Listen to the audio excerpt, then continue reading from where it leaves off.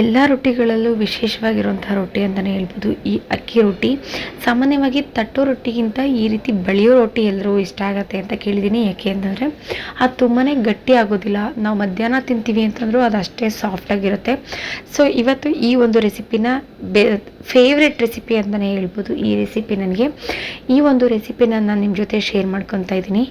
So ಯಾರೆಲ್ಲ ನನ್ನ ಚಾನಲ್ನ ಮೊದಲನೇ ಸರಿ ನೋಡ್ತಾ ಇದ್ದೀರಾ, ಸೊ ಪ್ಲೀಸ್ ನನ್ನ ಚಾನಲ್ಗೆ ಸಬ್ಸ್ಕ್ರೈಬ್ ಮಾಡ್ಕೊಂಡು ನೋಡಿ. ಹಾಗೆ ಅನಿಸಿಕೆ ಅಭಿಪ್ರಾಯಗಳನ್ನ ಕಮೆಂಟ್ ಸೆಕ್ಷನಲ್ಲಿ ತಿಳಿಸೋದನ್ನ ಮರಿಬೇಡಿ ಅಂತ ಹೇಳ್ತಾ, ಸೊ ಮೊದಲಿಗೆ ಈ ಸಬ್ಬಕ್ಕಿ ಸೊಪ್ಪು ಅಂತ ಏನು ಹೇಳ್ತೀವಲ್ಲ, ಈ ರೊಟ್ಟಿಗಾಗಿರ್ಬೋದು ಉಪ್ಪಿಟ್ಟಿಗಾಗಿರ್ಬೋದು ಒಂದು ಎಕ್ಸ್ಟ್ರಾ ಫ್ಲೇವರ್ನ ಕೊಡುತ್ತೆ.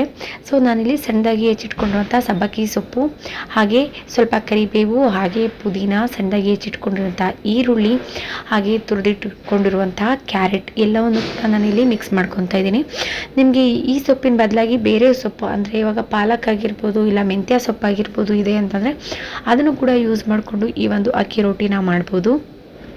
ಮತ್ತು ವೆಜಿಟೇಬಲ್ಸ್ನೂ ಅಷ್ಟೇ, ಕ್ಯಾಬೇಜ್ನ ನಾವು ಆ್ಯಡ್ ಮಾಡ್ಕೋಬೋದು, ಇಲ್ಲ ಏನು ನವಿಲು ಕೋಸು ಅಂತ ಹೇಳ್ತೀವಲ್ಲ ಅದನ್ನು ಆ್ಯಡ್ ಮಾಡ್ಕೋಬೋದು, ಇಲ್ಲ ಸೋರೆಕಾಯಿನ ನಾವು ಈ ರೊಟ್ಟಿನಲ್ಲಿ ಆ್ಯಡ್ ಮಾಡ್ಕೋಬೋದು, ಇಲ್ಲ ಬೀಟ್ರೂಟ್ನೂ ಕೂಡ ಆ್ಯಡ್ ಮಾಡ್ಕೋಬೋದು. ಸೊ ಇದೇ ರೀತಿಯಾಗಿ ತುಂಬ ಹಾಕಿ ಮಾಡುವಂಥ ಈ ಒಂದು ಮಸಾಲ ರೊಟ್ಟಿ. ಇದಕ್ಕೆ ನಾನು ರುಚಿಗೆ ಬೇಕಾಗಿರೋಷ್ಟು ಉಪ್ಪು, ಹಾಗೆ ಸ್ವಲ್ಪ ಜೀರಿಗೆನ ಆ್ಯಡ್ ಮಾಡ್ಕೊಂಡಿದ್ದೀನಿ. ಓಂಕಾಳು ಕೂಡ ಆ್ಯಡ್ ಮಾಡ್ಕೋಬೋದು, ಟೇಸ್ಟ್ ಫ್ಲೇವರ್ಸ್ ತುಂಬಾ ಚೆನ್ನಾಗಿರುತ್ತೆ. ಸೊ ಅದಕ್ಕೆ ನಾನು ಬೇಕಾಗಿರುವಷ್ಟು ಅಕ್ಕಿ ಹಿಟ್ಟನ್ನ ಸೇರಿಸಿ ಅದಕ್ಕೆ ಸಾಕಾಗುವಷ್ಟು ನೀರನ್ನು ಹಾಕ್ಕೊಂಡು ಮಿಕ್ಸ್ ಮಾಡ್ಕೊತಾ ಇದ್ದೀನಿ. ನಾನು ಇದನ್ನು ಹೆಂಚಿನ ಮೇಲೆ ಬಳಿಯೋದ್ರಿಂದ ಸ್ವಲ್ಪ ತೆಳುವಾಗಿ ಕಲಿಸ್ಕೋಬೇಕಾಗತ್ತೆ, ಅಷ್ಟೊಂದು ಗಟ್ಟಿ ಇರೋದಿಲ್ಲ. ಸೊ ಹಾಗಾಗಿ ಜಾಸ್ತಿ ಹಾಕಿ ಮಿಕ್ಸ್ ಮಾಡ್ಕೊತಾ ಇರ್ತೀನಿ.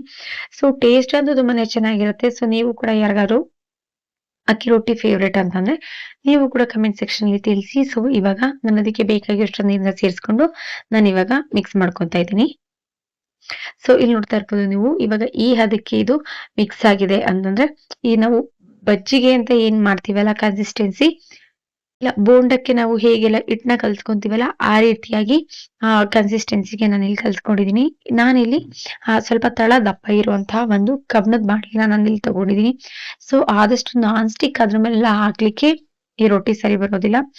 ಸೊ ನೀವೇನಿದ್ರು ಐರನ್ ಕಡಾಯಿನೇ ನೀವು ತಗೋಬೇಕು. ಐರನ್ ಇಲ್ಲ ಅಂತಂದ್ರೆ ಈ ರೊಟ್ಟಿ ಬೇರೆ ಇನ್ಯಾವ್ದ್ರ ಮೇಲೂ ನಾವು ಮಾಡ್ಲಿಕ್ಕೆ ಆಗಲ್ಲ. ಸೊ ಹಾಗಾಗಿ ಇವಾಗ ಕಾದ್ಮೇಲೆ ನಾವು ಈ ರೀತಿ ಅದ್ರ ಮೇಲೆ ಹಿಟ್ಟನ್ನ ಹಾಕಿ ಅದಕ್ಕೆ ಎಷ್ಟು ಬೇಕೋ ಅಷ್ಟು ನೀರನ್ನ ಹಾಕಿ ನೀಟಾಗಿ ಸ್ಪ್ರೆಡ್ ಮಾಡ್ಕೊಳ್ಳೋದು. ಸೊ ಹೊಸಬ್ರಾಗಿದ್ರೆ ಸ್ವಲ್ಪ ನೋಡ್ಕೊಂಡು ಮಾಡಿ, ಯಾಕೆಂದ್ರೆ ಸ್ವಲ್ಪ ಬಿಸಿ ತಗುಲುವಂತ ಚಾನ್ಸಸ್ ಇರುತ್ತೆ. ಸೊ ಹಾಗಾಗಿ ಅಭ್ಯಾಸ ಇದೆ ಅಂತಂದವ್ರಿಗೆ ಸೊ ಈಸಿಯಾಗಿ ಮಾಡ್ಕೋಬಹುದು. ಸೊ ಈ ರೀತಿ ನಾವ್ ಇದನ್ನ ರೊಟ್ಟಿ ಹಂಚಿನ ಮೇಲೆ ಹಾಕೊಂಡು ಅದಕ್ಕೆ ಸ್ವಲ್ಪ ಸ್ವಲ್ಪನೇ ನೀರನ್ನ ಸೇರಿಸಿ ಇದನ್ನ ಸರ್ಸ್ಕೋಬೇಕಾಗುತ್ತೆ. ಸೊ ಟೇಸ್ಟ್ ಅಂತೂ ಅಲ್ಟಿಮೇಟ್ ಅಂತಾನೆ ಹೇಳ್ತೀನಿ. ಸೊ ಹೊಸ್ದಾಗಿ ಮಾಡೋರಿಗೆ ಸ್ವಲ್ಪ ಕಷ್ಟ ಅಂತ ಅನ್ಸ್ಬೋದು, ಸ್ವಲ್ಪ ಬಿಸಿ ಇರೋ ಕಾರಣ ನೋಡಿ ಇದನ್ನ ಮಾಡ್ಕೊಳ್ಳೋದು ಬೆಟರ್ ಅಂತ ಅನ್ಸುತ್ತೆ. ಸೊ ಈ ರೀತಿಯಾಗಿ ನಾನು ಇದನ್ನ ಸ್ಪ್ರೆಡ್ ಮಾಡಿ ಇದು ತಗೊಂಡು ಮೇಲ್ಗಡೆ ಒಂದು ಸ್ಪೂನಷ್ಟು ಆಯಿಲ್ನ ನೀವು ಹಾಕಿದ್ರೆ ಸಾಕು. ಸ್ವಲ್ಪ ಬೇಯೋದಕ್ಕೆ ಒಂದು ಲಿಡ್ನ ಕ್ಲೋಸ್ ಮಾಡಬೇಕಾಗತ್ತೆ. ಸೊ ಆ ಲಿಡ್ನ ಕ್ಲೋಸ್ ಮಾಡಿ ಎರಡೂ ಕಡೆ ನಾವು ಆರಾಮಾಗಿ ಬೇಯಿಸ್ಕೋಬೋದು.